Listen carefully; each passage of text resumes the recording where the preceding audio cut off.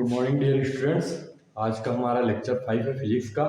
Topic हम discuss कर रहे हैं इलेक्ट्रिसिटी, और उसमें हम जो टॉपिक डिस्कस करेंगे इलेक्ट्रिसिटी के अंदर factor affecting resistance of a conductor और उसके न्यूमेरिकल। ठीक है, हमने पहले भी क्लासेस में देखा हुआ है, कल के क्लासेस में और परसों के क्लासेस में भी, जो रेजिस्टेंस फैक्टर जो अफेक्ट करते हैं रेजिस्टेंस कंडक्टर, किसी कंडक्टर के रेजिस्टेंस को, तो वो कौन कौन से हैं? लेंथ है, एरिया है, नेचर ऑफ द मटेरियल और टेम्परेचर ऑफ द मटेरियल। तो सबसे पहले हम डिस्कस करेंगे लेंथ के बारे में। ठीक है, तो लेंथ जो होता है एक्सपेरिमेंट से ये कंक्लूड किया गया है, एक्सपेरिमेंट्स के द्वारा ये कंक्लूड किया गया है कि जैसे जितना लंबा लेंथ होगा, ठीक है, उतनी ज्यादा उसकी क्या होगी, एक कंडक्टर की रेजिस्टेंस होगी, और जितना कम लेंथ होगा उतनी ही कम उस कंडक्टर की क्या होगी, रेजिस्टेंस होगी। तो कहने का मतलब क्या है, रेजिस्टेंस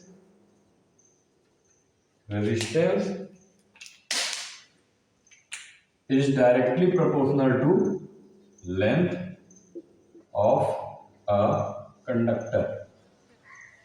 ठीक है, resistance is directly proportional to length of the conductor, मतलब जितना लंबा कंडक्टर होगा उतना ही ज्यादा उसका क्या होगा, रेजिस्टेंस। जितना छोटा कंडक्टर होगा उतना ही कम उसका रेजिस्टेंस होगा। ठीक है, तो इसको मैं ऐसे भी लिख सकता हूं, R is directly proportional to L। ठीक, देन सेकेंड पॉइंट जो हमारा है वो है area of the conductor, area of the conductor. अब एरिया पे कैसे डिपेंड करता है हमारा रेजिस्टेंस? जितना मोटा कंडक्टर होगा, R is inversely proportional to R is inversely proportional to A, या फिर इसको बोल सकते हैं R is directly proportional to 1/A। ये हमारा हो गया सेकेंड इक्वेशन। ठीक है, इसका मतलब क्या है कि रेजिस्टेंस की मोटाई जितनी ज्यादा होगी, उसका एरिया ऑफ क्रॉस सेक्शन जितना ज्यादा होगा उतना कम उसका रेजिस्टेंस होगा, और जितना पतला वो वायर होगा उतना ही ज्यादा उसका क्या होगा, रेजिस्टेंस होगा। अपोजिट है दोनों एक दूसरे के, एरिया ज्यादा होगा तो रेजिस्टेंस कम होगा, और रेजिस्टेंस ज्यादा होगा तो एरिया क्या होगा, उसका कम होगा। ठीक है, तो दो फैक्टर हमारे अफेक्ट कर रहे हैं, पहला लेंथ और दूसरा एरिया। अगर हम इन दोनों को कंबाइन कर दें, combining equation first and second, ठीक है, combining equation first and second, first और सेकेंड इक्वेशन को अगर अपन कंबाइन कर दें तो क्या लिख सकते हैं इसको, R is directly proportional to L/A। अब मैंने आपको कल भी बताया था कि जब भी ये डायरेक्टली प्रोपोर्शनल का साइन हटता है तो क्या लगता है, कांस्टेंट।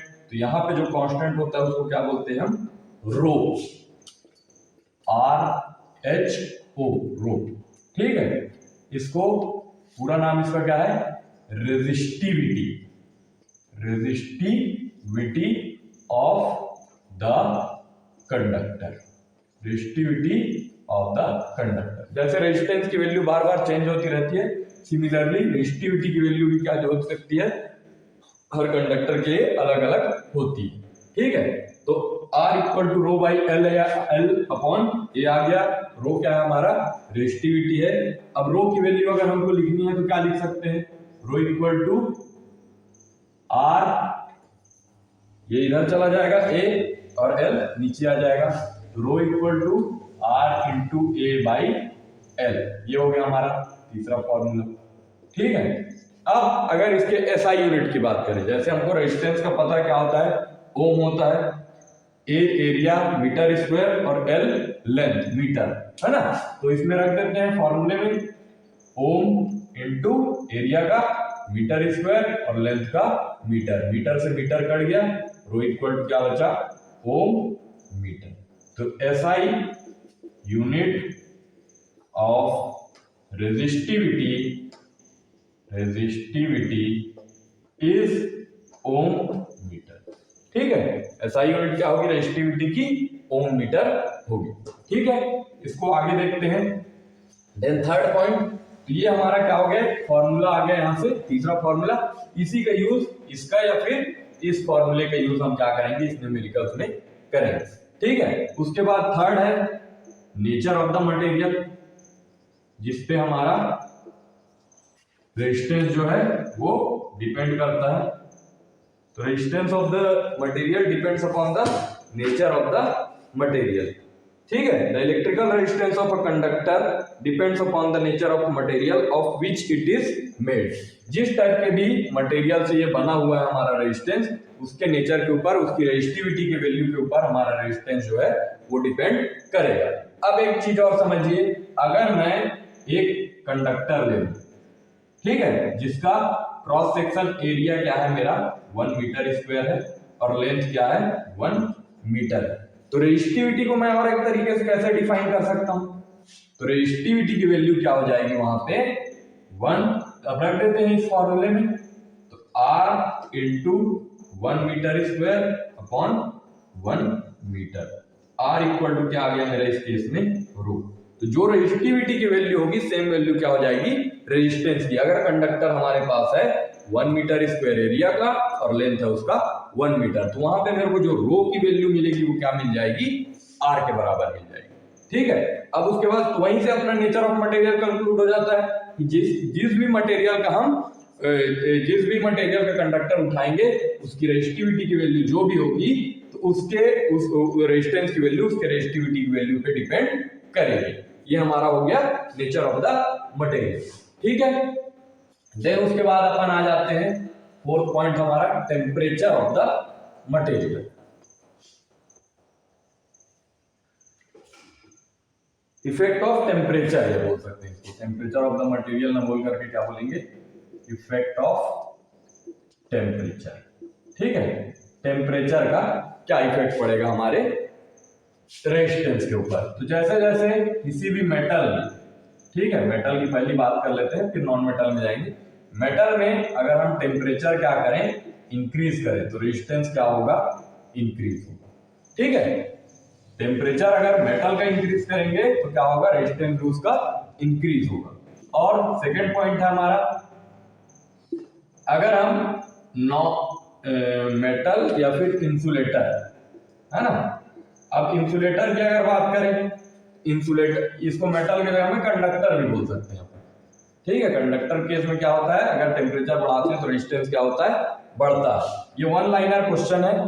ठीक है, आपके कॉम्पिटिटिव एग्जाम में भी आ सकता है कि अगर किसी कंडक्टर का टेम्परेचर इंक्रीज किया जाए तो रेजिस्टेंस उसका क्या होगा, ज्यादा होगा कम होगा, कोई चेंज नहीं होगा या नॉन ऑफ द एबव या ऑल ऑफ द एबव, ऐसा कोई भी ऑप्शन दे सकता है। तो वहां पे एक ही ऑप्शन करेक्ट होगा कि अगर हम टेम्परेचर बढ़ाएं किसी कंडक्टर का तो रेजिस्टेंस उसका क्या होगा इंक्रीज होगा। लेकिन अगर इंसुलेटर के केस में देखें, अगर हम यहाँ पे टेम्परेचर इंक्रीज करते हैं तो उसके रेजिस्टेंस में कोई इफेक्ट नहीं पड़ेगा, no effect on its resistance. अगर हम टेम्परेचर इंक्रीज करते हैं तो रेजिस्टेंस में कोई भी इफेक्ट वहां पे नहीं पड़ने वाला। मैं कंडक्टर हो गया, इंसुलेटर हो गया। अब सेमीकंडक्टर की अगर बात करें, सेमीकंडक्टर क्या होता है हम आगे क्लासेस में पढ़ेंगे। ठीक है, तो अगर सेमीकंडक्टर की हम बात करें तो वहां पे अगर टेम्परेचर इंक्रीज कर दिया जाए तो वो थोड़ा बहुत क्या करता है कंडक्टर की तरह बिहेव करने लग जाता है और उसका भी रेजिस्टेंस क्या होता है बढ़ने लग जाता है। ठीक है, तो ये हमारा हो गया factor affecting resistance of a conductor. अब हम न्यूमेरिकल देख लेते हैं। तीन न्यूमेरिकल है हमारे पास, तीन में से दो मैं बनवाऊंगा और एक आप लोग बना करके कल मेरे को आंसर बताएंगे। ठीक है, तो सबसे पहला न्यूमेरिकल अपन देखते हैं। A copper wire of length 2 metre and cross section area 1.7 into 10 to the power minus 6 meter square has a resistance of 2 into 10 to the power minus 2 ohm. Calculate the resistivity of the copper.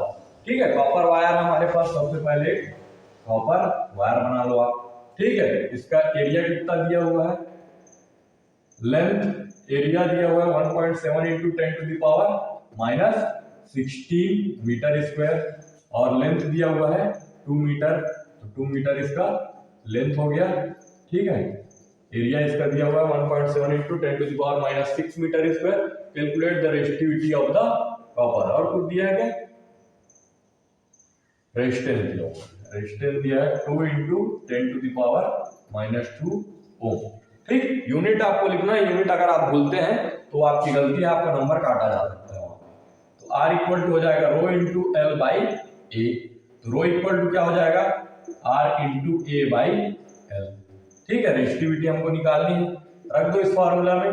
R की value 2 into 10 to the power minus 2, ए की value 1.7 into 10⁻⁻6 upon L की value 2, 2 से 2 cut गया, 10⁻2 minus 10⁻6 दोनों क्या हो जाएंगे, add हो जाएंगे। 1.7 इंटू 10⁻⁻8 किसकी वैल्यू आ गई हमारी, रेजिस्टिविटी की वैल्यू आ गई। यूनिट क्या होगा, ओम मीटर। यूनिट लिखना कंपलसरी है, आप यूनिट नहीं छोड़ सकते, ठीक है। देन नेक्स्ट अपन आगे बढ़ते हैं सेकंड क्वेश्चन में। कॉपर वायर, ये आपका एनसीईआरटी का क्वेश्चन है, ठीक है। एनसीईआरटी सॉल्व है कि अनसॉल्व है मेरे को ध्यान नहीं है, लेकिन एनसीईआरटी क्वेश्चन है। अ copper wire has a diameter of 0.5 mm and resistivity is इतना, ठीक है। सबसे पहले कॉपर वायर बना लो, रेजिस्टिविटी कितनी दी हुई है इसकी, 1.6 इंटू 10⁻⁻8। अब इसमें हमको क्या दिया हुआ है, डायमीटर 0.5, डायमीटर कितना दिया हुआ है, 0.5 mm, ठीक है। तो हम जो एसआई यूनिट यूज करते हैं वो क्या करते हैं, मीटर में यूज करते हैं। तो इसको क्या लिख सकते हैं, 0.5 इंटू 10⁻⁻3 मीटर। अब ये डायमीटर है, हमको एरिया निकालने के लिए रेडियस चाहिए, तो क्या हो जाएगा, 0.5 अपॉन 2 इंटू 10⁻³ mm, ठीक है। 0.25 इंटू 10⁻³ मीटर, ठीक। अब रेडियस आ गया हमारा, यहां से एरिया निकल सकता है, एरिया इक्वल टू क्या होता है, पाई आर स्क्वायर, इस सर्कल का एरिया पाई आर स्क्वायर, ठीक है। तो पाई की वैल्यू 22/7 इंटू 0.25 इंटू 10⁻³ मीटर, ठीक है। इसको कैलकुलेट कर लेंगे आप लोग, कैलकुलेट करने पे ये वैल्यू आएगी 0.1964 इंटू 10⁻, अच्छा पाई आर का स्क्वायर ना, आर का स्क्वायर इंटू 10⁻6 मीटर स्क्वायर, ये हमारा एरिया है, ठीक है। ये फर्स्ट क्वेश्चन है, खत्म हो गया यहाँ पे। सेकंड क्वेश्चन हम बना रहे हैं, ठीक है। एरिया आ गया, रेजिस्टिविटी आ गया, क्या क्या चाहिए रहता है हमको, R equal to rho into L by A, ये हमारे पास फॉर्मूला है। अब देखो क्या दिया है और क्या पूछ रहा है, what will be the length of the wire to make a resistance of 10 ohm, मतलब रेजिस्टेंस की वैल्यू कितनी दी हुई है यहाँ पे फर्स्ट कंडीशन में, 10 ओम। तो हमको क्या निकालना है, लेंथ निकालना, ठीक है। तो रख दो फॉर्मूला में, 10 इक्वल टू रो की value 1.6 into 10⁻⁻8 into L by A कितना दिया हुआ है, 0.1964 इंटू 10⁻⁻6, ये इससे कट जाएगा, 10⁻⁻2 हो जाएगा, ठीक है। अब 10⁻2 है, इधर आएगा तो क्या हो जाएगा, नीचे आएगा तो 1/100, 100 इधर आएगा तो मल्टीप्लाई 10 इंटू 10⁻2, 1000 हो जाएगा। ऊपर में क्या बचा, 1.6 अपॉन 0.1964। अब इसको इधर लाके मल्टीप्लाई करेंगे, 1000 से 1964 इक्वल टू लेंथ है ना, ठीक है। ये मल्टीप्लाई हो, सॉरी लेंथ यहाँ पे मल्टीप्लाई है, ठीक है। तो 1964 हो जाएगा इधर, 196.4 होगा, सॉरी, और अपॉन 1.6 इक्वल टू लेंथ, ठीक है। तो इसको और क्या लिख सकते हैं, 1964 अपॉन 16, वैल्यू इसकी आ जाएगी लेंथ की, ये यहां से यहां, ठीक। तो इसकी वैल्यू आएगी 122.7 मीटर, ऐसा यूनिट मीटर है, मीटर में अपन यहाँ कन्वर्ट कर दिए थे, तो हमारी एल की वैल्यू कितनी आ गई, 122.7। पहला क्वेश्चन हमारा बन गया।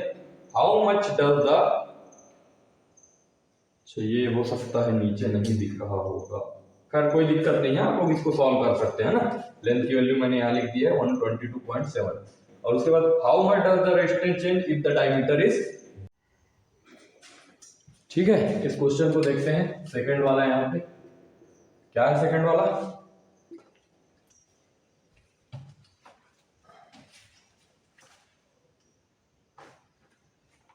अच्छा यहाँ पे लिखा है how much does the resistance change if the diameter is doubled.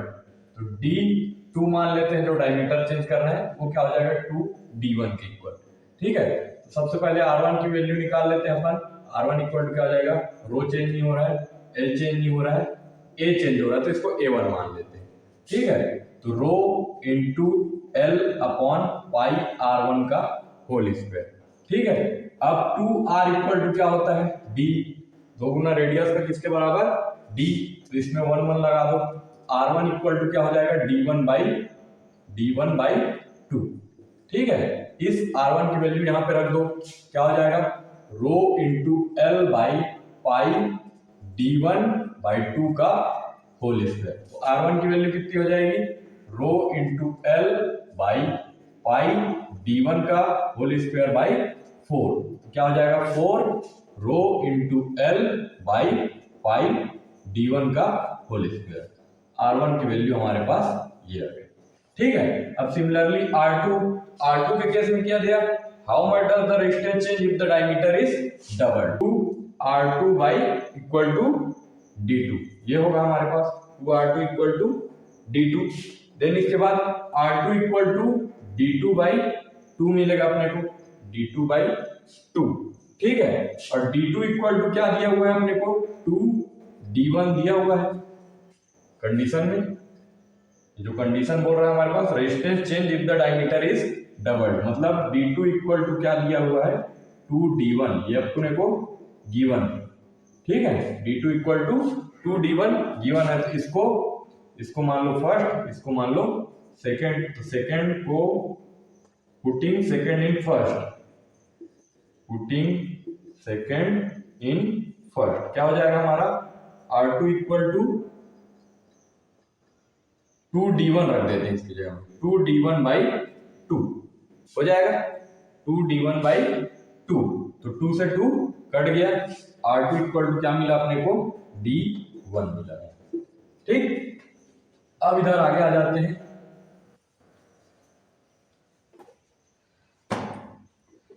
R2 equal to 2D1 मिला, अब R2 की वैल्यू क्या आ जाएगी, rho into L by A2। ठीक है, एरिया चेंज हो रहा है, बाकी दोनों कांस्टेंट है, तो rho into L by pi R2 का होल स्क्वायर होगा, सेकेंड एरिया है तो R2 का होल स्क्वायर, तो rho into L by pi R2 की वैल्यू D1, तो D1 का होल स्क्वायर। R2 की वैल्यू हमको ये मिल गई, R1 की वैल्यू हमारे पास ये है। अब हमको R2 की वैल्यू चाहिए R1 के रेस्पेक्ट में, क्या करना पड़ेगा R2 by R1 equal to rho into L by pi D1 का whole square upon 4 into rho into L by pi D1 का होल स्क्वायर। ठीक है, रो से रो कट गया, L से L कट गया, पाई से पाई कट गया, D1 के स्क्वायर से D1 के स्क्वायर कट गया। R2 बाई R1 क्या बचा हमारे पास 1 बाई 4। इसका मतलब जो R2 की वैल्यू है, यहां से क्या लिख सकते हैं इसको 1 बाई 4 R1।